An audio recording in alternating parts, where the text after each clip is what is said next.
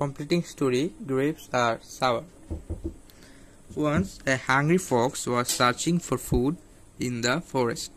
অর্থাৎ একদিন একটি ক্ষুধার্ত খেকশিয়াল খাবারের খোঁজে জঙ্গলে খাবারের খোঁজ করছিল। হাংরি মানে হচ্ছে ক্ষুধার্ত এবং সার্চিং মানে হচ্ছে খোঁজা এবং ফরেস্ট মানে হচ্ছে বন। After a while he came to এ ভেইনয়ার্ড। ভেইনয়ার্ড মানে হচ্ছে আঙ্গুর ক্ষেত, যে ভেঙে মানে হচ্ছে আঙ্গুর ক্ষেত, আঙ্গুর বাগান বা আঙ্গুর ক্ষেত। After a while he come to এ ভেইনয়ার্ড, কিছুক্ষণ পর সে একটি আঙ্গুর ক্ষেতে আসলো। He was very tempted at the sight of the ripe grapes. অর্থাৎ রাইপ মানে হচ্ছে পাকা, গ্রেপস মানে হচ্ছে আঙ্গুর, এবং টেম্পটেশন মানে হচ্ছে প্রলোভন। অর্থাৎ সে প্রথম দেখাতে আঙ্গুরগুলো, পাকা আঙ্গুরগুলো দেখে সে খেতে ইচ্ছা করলো। The ripes were hanging very high. Hanging মানে হচ্ছে ঝুলছিল। অর্থাৎ grapes were hanging very high, অর্থাৎ আঙ্গুরগুলো অনেক উঁচুতে ঝুলছিল। He wished to have a delicious meal of the ripe grapes. অর্থাৎ সে তার খাবার হিসেবে এই পাকা আঙ্গুরগুলোকে খেতে চাইল। He could not resist his temptation to have the taste of the ripe grapes. Temptation মানে হচ্ছে প্রলোভন, delicious মানে হচ্ছে সুস্বাদু।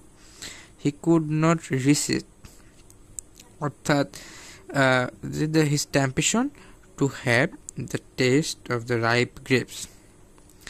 সে প্রলোভন করলো, মানে সে উত্তেজিত হলো সেই পাকা আঙ্গুরগুলোকে স্বাদ নিতে।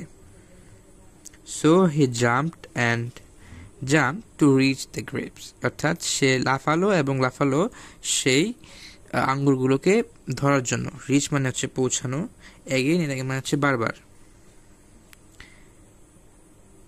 But the bunches of the ripe grapes were too high for the fox to reach. অর্থাৎ পাকা আঙ্গুর গুচ্ছ অনেক উঁচুতে ছিল শিয়ালটার পৌঁছানোর বাইরে বা ছোঁয়ার বাইরে। The fox tried again and again but failed each time. অর্থাৎ শিয়ালটি বারবার চেষ্টা করলো কিন্তু সে প্রতিবারই ব্যর্থ হলো।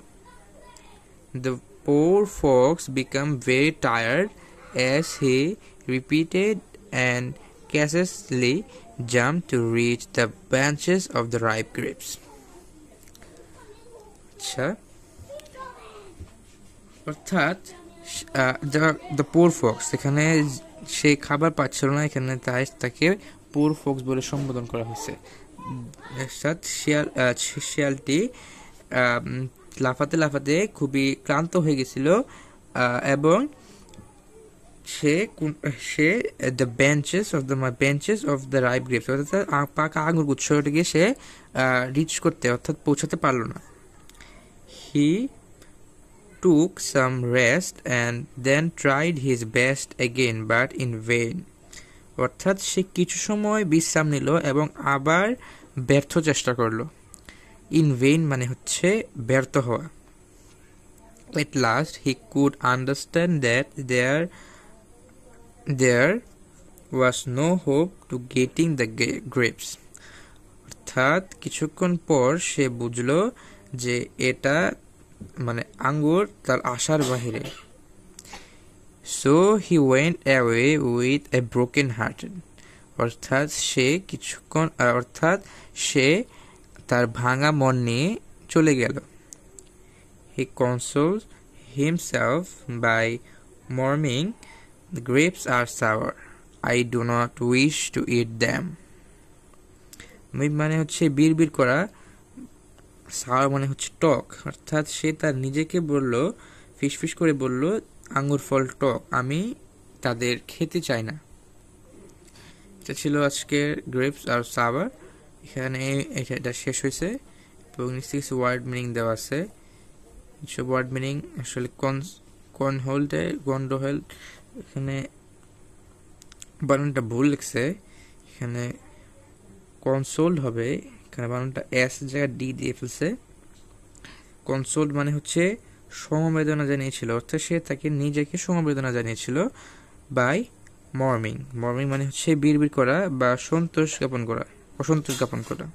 আর টক মানে হচ্ছে সাওয়ার মানে হচ্ছে টক, অর্থাৎ আঙ্গুর ফল টক। গ্রেপস আর সাওয়ার মিনস হচ্ছে আঙ্গুর ফল টক। আমাদের এতটুকু দেওয়া থাকবে উপরে, এতটুকু একটা প্যারা দেওয়া থাকবে, এবং এই প্যারাটা বুঝে আমাদের দেখতে হবে যেটা কোন কমপ্লিটিং স্টোরির মধ্যে পড়ছে। সেই কমপ্লিটিং স্টোরিটা বুঝে সেটা লিখতে হবে। অবশ্যই লেখার আগে এই উপরে হেডিংটা অবশ্যই দিয়ে দিতে হবে। হেডিং না দিলে কোনো সময় ফুল মার্কস পাবেন না আপনি। এবং এটা ছিল। আর যদি পারেন তাহলে নিচে একটা মোরাল অফ দ্য স্টোরি দিয়ে দেবেন। এখানে দেয় নাই, কিন্তু মোরাল অফ দ্য স্টোরি দিলে আপনার টিচার আপনার প্রতি একটা ভালো ধারণা সৃষ্টি হবে। এটা ছিল আজকের গ্রেপস অফ সাওয়ার। আমার চ্যানেলে নিয়মিত application paragraph letter composition upload করা হয়, সেগুলো পেতে আমার চ্যানেলটিকে সাবস্ক্রাইব করে রাখুন to get better marks in the exam.